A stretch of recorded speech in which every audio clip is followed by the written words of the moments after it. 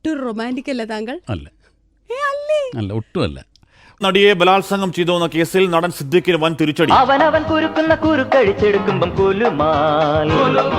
സിദ്ദിഖിന്റെ അറസ്റ്റ് ഉടൻ. സിദ്ദിഖ് ഒളിവിൽ പോയെന്നാണ് സൂചന.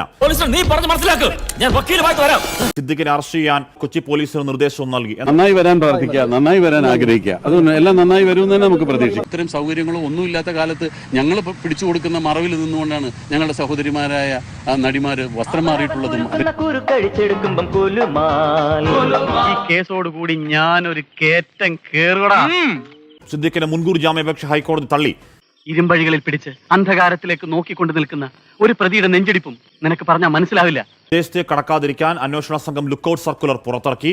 എവിടെയായാലും ഒരു പ്രശ്നം നിന്നെ പിടിച്ചു കുലുക്കും.